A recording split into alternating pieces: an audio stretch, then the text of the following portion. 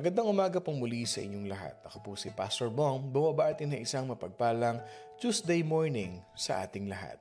Our verse for today will be coming from the book of 2 Corinthians chapter 9, and this time we're gonna read on verse 7. 2 Corinthians chapter 9, verse 7. So let each one give as he purposes in his heart, not grudgingly or of necessity, for God loves a cheerful giver. Again, 2 Corinthians chapter 9, verse 7, so let each one give as he purposes in his heart, not grudgingly or of necessity, for God loves a cheerful giver. Thank you, Lord, for your scripture. Anoint me in Jesus' name. Amen and amen. As we go deeper into what we have been discussing since yesterday, mga kapatid, because we've been discussing, ang pinag-uusapan po natin dito is the breakthrough in our finances. At sabi ko nga kanina, many people, many Christians, they want all to be set free from all financial bondages. God has been set us free when we have received salvation in life.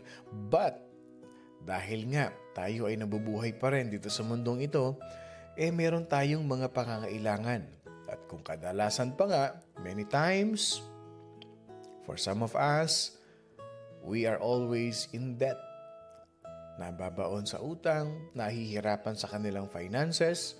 Sabi natin kahapon, money is number one major problem in this world.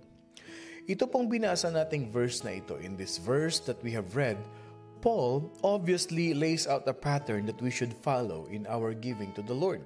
Ibig sabihin nito, binigyan tayo ni Paul ng isang napakagandang pattern when it comes to our giving to the Lord. And I will share you some lessons that is in this verse. Okay? Meron po tayong pag-aaralan sa mga words or that is in this verse, that's contained in this verse, na napapaloob mga kapatid dito sa verse na ito. Okay. Number one na dapat nating maintindihan from that verse, there must be choices. Kailangan maintindihan natin na meron talagang tamang pagpili. Meron tayong desisyon na gagawin. There must be choices. Paul says that everyone is to give. But the verse says, as he purposes in his heart. Basahin natin yung Tagalog na pinost ni Sister Eileen. Ang bawat isa'y dapat magbigay ayon sa kanyang pasya. Nakita niyo yung purpose doon, yung choices? Ayon sa kanyang pasya. Mga kapatid, okay? Maluwag sa loob at hindi napipilitan lamang sapagkat iniibig ng Diyos ang nagbibigay ng may kagalakan. Paul says, everyone is to give as he purposes in his heart, based on his choice in his heart. The word purposes means, kunin natin dito, let's get this word from the verse that we have read. And to let you know, I am reading the New King James Version of the Bible. The word purpose means to choose one thing before another. Ibig sabihin, yung pagpili mo, okay? Pipili ka over the other. Halimbawa, meron kang dalawang bagay na nasa harapan mo. Pipiliin mo yung nasa kanan o yung nasa kaliwa. You have to choose one thing before the another. When it comes to the resources that we are given in life, pagdating po doon sa mga biyaya, blessing that God has given us, the Lord is telling us that we have some reasonable choices to make. Yes, meron talaga tayong pagpapasya o desisyon na dapat nating gawin sa ating buhay, mga kapatid. We can choose to hold on to what we have and to use it for our own selves. Nasa sa atin yun. Kung yung bang ibinigay na blessing ni Lord sa iyo, you just want to use it for your own self, for your own benefit, choice mo yan. It's you. It's you to decide. You have to choose, mga kapatid. Or we can choose to give what we have to the Lord, okay, to use it for His glory. So ikaw pa rin mamimili. It's your choice. There must be choices. So when it comes to giving, you can choose yourself or you can choose God. Walang pwedeng magdikta sa iyo. There must be choices. You must choose, mga kapatid. And to let you know that in the end, that is what the matter of giving means. Yun yung ibig sabihin ng bagay na yan ng pagbibigay. We can choose to keep everything we have and spend it on us, or we can invest in the work of the Lord. Ilan sa atin dito ang nagkakaroon ng wise choices in life when it comes to giving? Simple lang naman yan eh. Our God is a gentle God. He do not pressure or He will not force anybody. Kasama yan sa subject ng free will. Kaya binigyan ka ni Lord ng free will. It's either you keep it within yourself or you share it for the glory of His kingdom, mga kapatid. So every pay period, you make a choice. Every time you receive your paycheck, every time you receive a blessing, every time a financial blessing will come into your life, it is your choice, mga kapatid. It's either you keep it all for your own use, or you choose to give it to the Lord, or you give a part of it, or you give what belongs to God. That is the question that we always face. That is the question that we always ask ourselves. Every time God is blessing us with material resources. And many people, they struggle in that area of life. Maraming tao nag-i-struggle talaga dyan. Alam niyo kung bakit? Maraming tao, pag hindi pa nila natatanggap yung blessing nila, ang daming pangako kay Lord. Yung hindi pa nila nare-receive, yung nasa hangin pa lang, palutang-lutang pa lang sa panaginip, sa pangarap, when those things are still in their dreams, are still in their thoughts, they are making a lot of promises to God. Lord, pag ito natanggap ko ganito. Lord, as soon as I receive this, I will do this. I will pledge this. I will give this. Ang dami nating pangako. But the question is, once it landed into your hands, are you still gonna do your promise to God? Yan ang malaking question sa atin. I'll tell you this. This is the honest but sad truth. Many people, they make promises to God, but they always tend to break their promise. Iilan-ilan lang talaga. There are so few people who keep their promises to God. And I praise the Lord. I praise the Lord kasi ang Morning Devotion family, tumutupad yan sa promise nila kay Lord. Amen. Lahat ng Morning Devotion family, they never break their promises to God. Makikita nyo na nga lang, as you can see, we can really observe. Yun lang maglaan ka ng oras, you spend your morning, you start the day right, and that is a covenant to God. Lord, I promise that I will dwell in your presence, that I will praise you, I will worship you, I will listen to your revelation, Lord God, every morning. That is my covenant to you.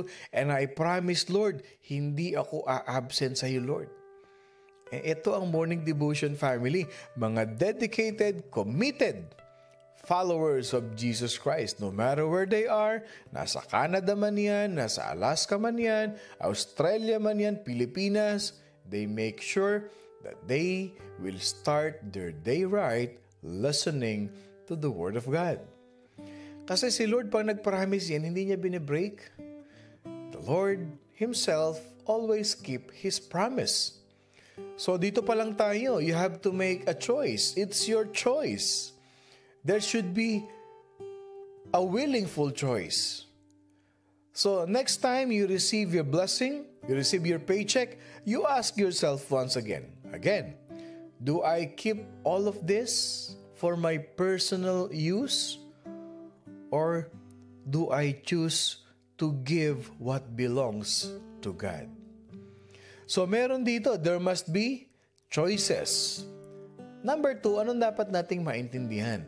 There must be a carefulness.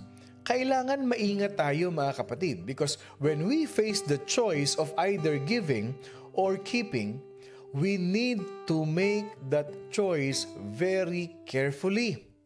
Okay, pag tayo humarap na tayo, let's say tinanggap na natin yung ating pagpapala, when we receive our blessing, when we receive our paychecks, okay, and we need to make a choice. Okay, it's about time.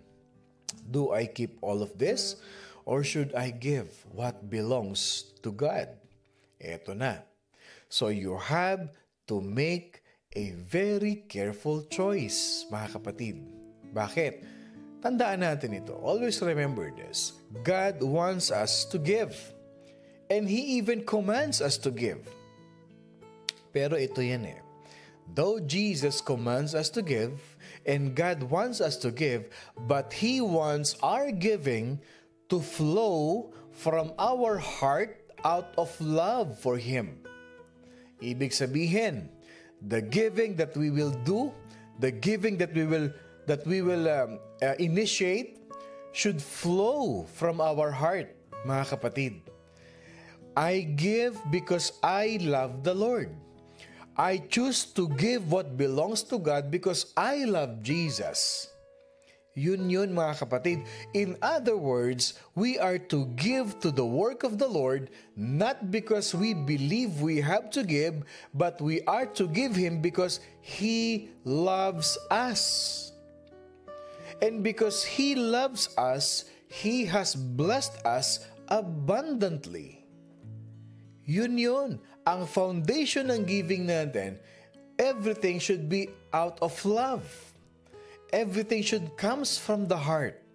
So when you choose carefully, you have made into a decision, you are so convinced and satisfied that the reason why I give is because God loves me and He blessed me abundantly. So I love the Lord, I will give what belongs to God. It's all about your heart. Hindi niyo ba napansin? Have you ever noticed this? Hindi niyo ba napansin? If you are doing something, okay, pag may ginagawa kayo sa buhay ninyo, meron kayong pinagkakaabalahan. Have you noticed this? If that particular thing that you're doing, yung ginagawa mo na yan is masaya yung puso mo, you have gladness in your heart, hindi ba kahit napapagod ka, masaya ka? Have you ever noticed that? Whatever it is that makes you busy, as long as you're happy doing it, you don't care if hindi ka pa kumakain, you don't care if hapon na, madilim na, but because your heart is into it, your passion, your love of what you're doing, ito na lang, example na lang, I'm sure maraming makaka-relate dito. Bakit nga ba sa mga mag-asawa? Bakit nga ba masaya kayo? Natutuwa kayo na ipinagluluto ninyo ang inyong mga mister?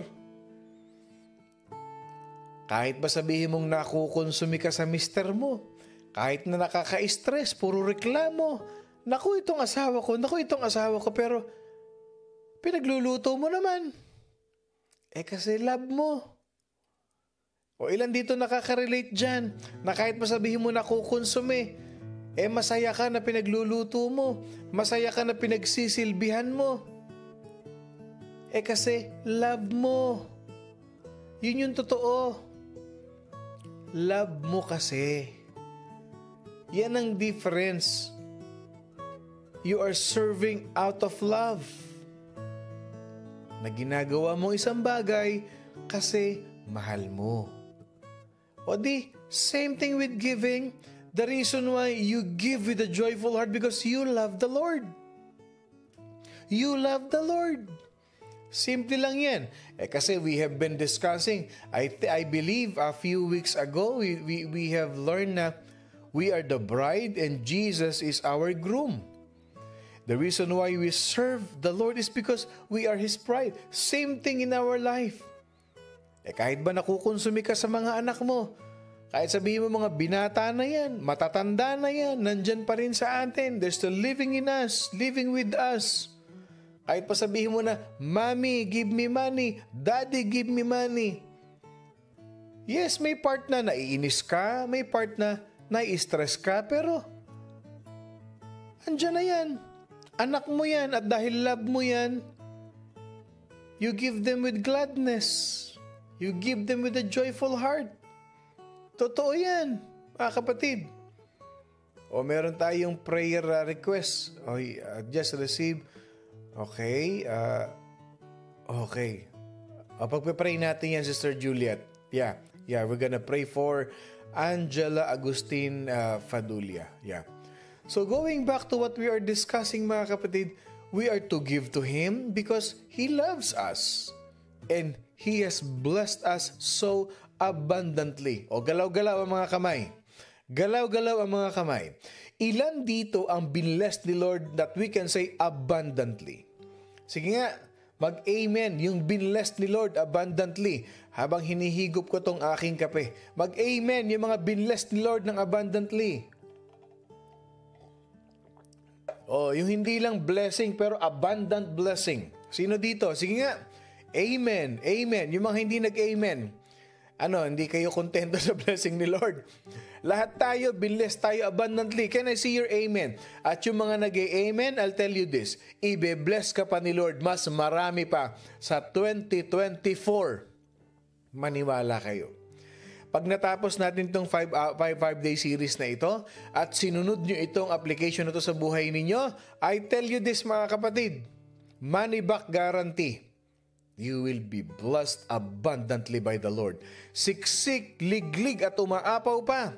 Amen and amen. O again uulitin ko, not blessing, not just in the form of monetary or finances, but God will bless you abundantly with your health. Amen. God will bless you abundantly with your children. Amen. Yung mga nagpe-pray na magkatrabaho na yung anak ko. Hindi lang basta trabaho yan. Magandang trabaho. Masaganang trabaho. You say amen, believe that God will bless you abundantly in the areas of your marriage. Na yung consumption mo sa asawa mo, babait na yan in the name of Jesus. Blessing abundantly in terms of what? Of your career. Yung mga gustong ma-promote. Say amen. I declare, I receive. Yan yun, mga kapatid. We give because God has been blessed us abundantly. At napakasarap. Napakasarap. Ako, kung kayo naman ay na-bless naman next year, kung kayo naman ay na-bless, isa lang naman ang request ko sa inyo, mga kapatid. Share your testimony. I-share nyo yung testimony ninyo. Yun lang, mga kapatid. You know why? Pag sinare nyo sa morning devotion yung testimony nyo na yan, mga kapatid, it will give inspiration. It will give encouragement to many people na mula nung ako'y nakinig ng morning devotion at pinikinggan ko itong pastor na napakaingay na ito tuwing umaga, talaga namang nabago ang buhay ko. Nung narinig ko ang blessing, yung breakthrough of blessing, mga kapatid, nung narinig ko yan at tinuro ni Pastor Bong, through Pastor Bong, God revealed us a secret of breakthrough sa aming finances. Nakabangon kami, nakaahong kami. At ngayon, na-enjoy namin ang blessing ni Lord. God is good, mga kapatid. God is good. Again, sabi ng verse, let each one give as he purposes in his heart, not grudgingly or of necessity. Punta naman tayo dito ngayon. Paul says that we are not to give grudgingly or of necessity. Hindi daw yun, mga kapatid. You know this word, grudgingly or of necessity? These are negative words. Why did Paul use negative words? Because Paul wants to emphasize the positivity of these negative words, mga kapatid. Yes, if you will read the word grudgingly, it means with sadness. Okay? Grudgingly, with sadness, with heaviness, or with sorrow in your heart. Paul says, not grudgingly or of necessity. Negative words, but Paul used it to emphasize the positivity of giving. So it only means one thing. When we give to the Lord's work, mga kapatid, we should not do it with sadness in our hearts. Many people, pag nagbigay kay Lord, parang nagsisisi pa.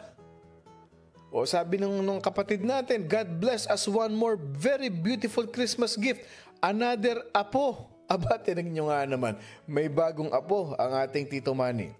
Melissa is buntis again. Thank you, Lord. O, ayan pang isang blessing. Okay, yung mga nag-amen kanina. Yung mga nagpe-pray. Yung mga talaga namang humihingi kay Lord. Lord, give us another baby. Blessing yan pag binigay ni Lord. Yes. So when we give to the Lord's work, sadness should not be in our heart. We are not to look at the offering that we make to Him and say, well, that could have been a car payment. For many people, when their earnings are not too big, it's easy to give to the Lord.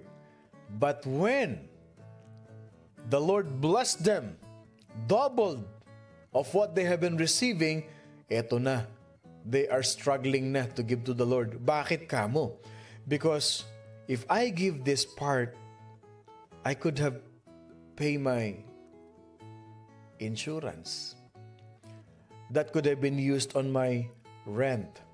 That could have been used to pay the power bill. That could have paid for my cable this month. Nanghihinayang eh. Especially when you go to church and you give that part to the Lord, when you give your tithes to the Lord, and then when you go home suddenly, an equipment or isang bagay sa bahay mo, an electrical appliances break down, what will you think? Nako, bakit ba binigay ko pa yun? Sana na ipagawa ko muna to o bumili muna ako nito. There are people who thinks that way. I could have used that to buy something for myself. I could have used that to purchase a new house equipment or a new house appliances. And it will make us sad. It should not make us sad. Dapat ganun tayo, mga kapatid. When we give of our financial resources to the Lord, we are not to feel as like we have wasted our resources when we give to the work of the Lord. No. Hindi ganun.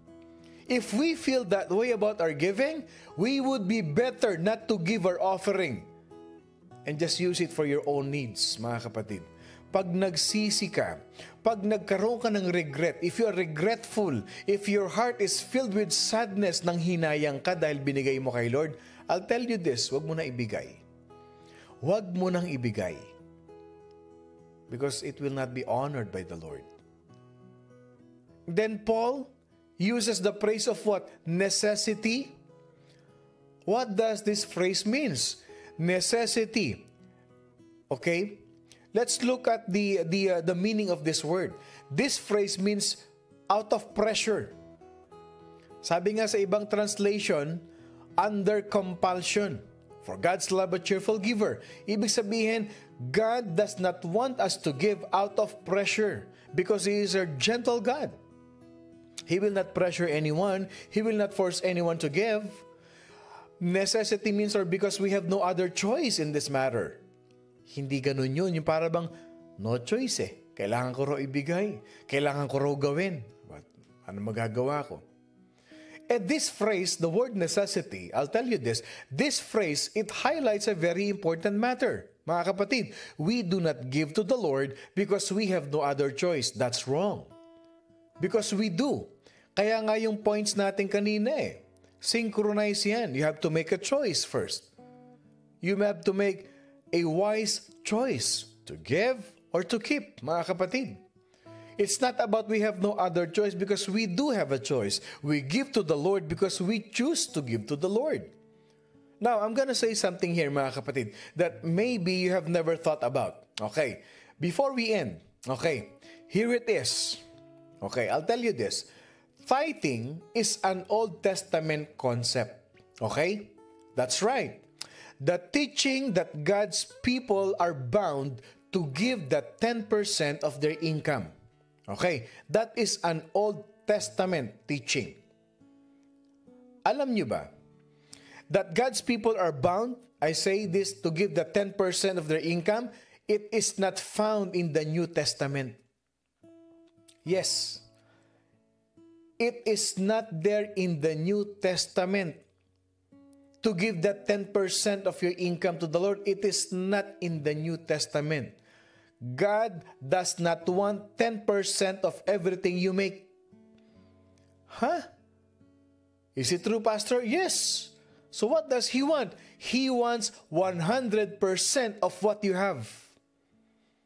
Yan ang New Testament. Sa Old Testament, 10%. In the New Testament, God wants 100% of what you have. Oh no! 10% pa lang struggle na. Ngayon, 100%? Yes.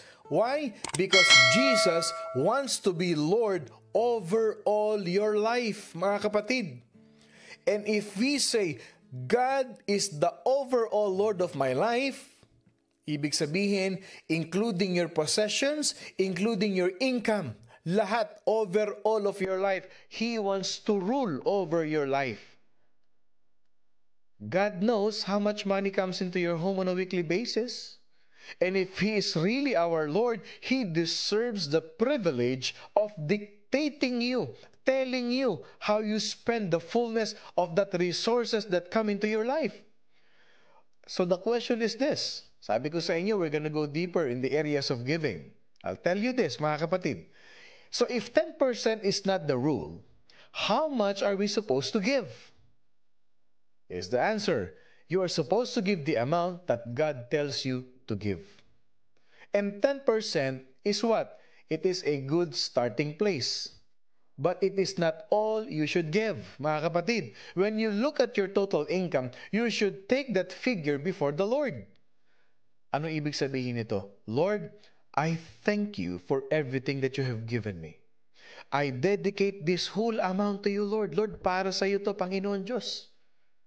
And you will ask God, Lord, what is this? What is the portion of this that you want me to sow into your work? And then you pray about what is left. And ask the Lord how He wants you to use that for His glory. You know why? Our God is a just God, mga kapatid. He knows your financial obligations. He knows your debts, the cost of your utilities, and He knows what it costs for you to have the basic necessities of life. Hindi naman kukunin ni Lord yan eh. But God wants us to offer to Him what we made, what we receive. Yun mga kapatid. God wants 100% lordship in our life, mga kapatid. He knows and He understands all our responsibilities and obligations. So if we think about what we need, before we think about how we can be a blessing to the kingdom of God, our priorities are out of order. Yes, it means that we are not walking by faith in God's power, but we are living by what we have the power to do. Not by might, not by sight, but by the Holy Spirit. Giving is by faith. Mga kapatid, Paul is saying that our giving should be based first and foremost in our faith. Na ang pagbibigay natin, mga kapatid, nakabase yan sa pananampalataya natin sa Panginoon Diyos. God does not want us to give until it hurts. He wants us to give until it feels good. Kung gusto mong magbigay ng 15%, ng 20%, if it makes you feel that you are so happy and joyful giving to the kingdom of God, why not? God wants us to give until it feels good. If that amount of God lays on your heart seems too high for your income, remember, God knows your needs. And He has promised to bless you in direct proportion to your giving. Balanse si Lord. Hindi ka niya pahihirapan. No. If you give to God's work with the right spirit, He will see to the needs you have in your life. Pag nagbigay ka raw sa Panginoon Diyos with the right spirit, yung tamang pananampalataya mo, yung tamang pananalig mo sa ating Panginoon Diyos, I will tell you this, He will see to it that He will meet all the needs in your life. Mahal tayo ng Diyos. God loves us. Kaya magtataka ka, there are many people who are so-called giver. Bakit nga ba hindi sila nauubos na ng binibigay? Because they love to give to the Lord. And the Lord promised them that I will meet all your needs. I will give all your needs according to what? To my riches in heaven. So nagulat kayo kanina, no? Wala pala sa New Testament yung 10%. Ang gusto pala ni Lord, 100%. Of course, you offer that to God. Pero hindi naman kukunin ni Lord yan eh. Ang gusto lang niya, Lord, sa iyo po ito. Ibinibigay ko po ito sa iyo, Panginoon. Kayo na po ang magsabi sa akin, ilan po ibibigay ko, ilan po ang para sa inyo, Lord. At bahala na po kayo sa akin, Lord. Ito na po yun.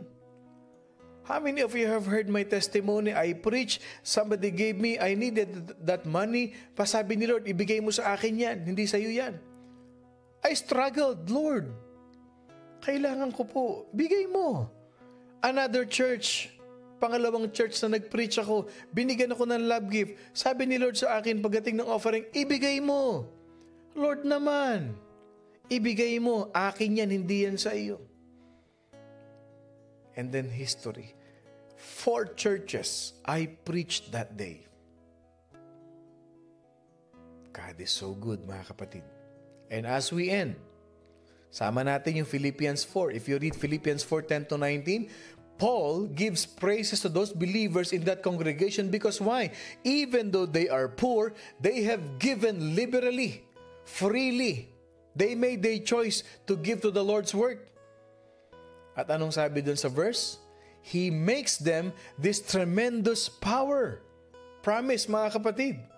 Anong sabi sa Philippians 4:19? But my God shall supply all your need according to His riches in glory by Christ Jesus.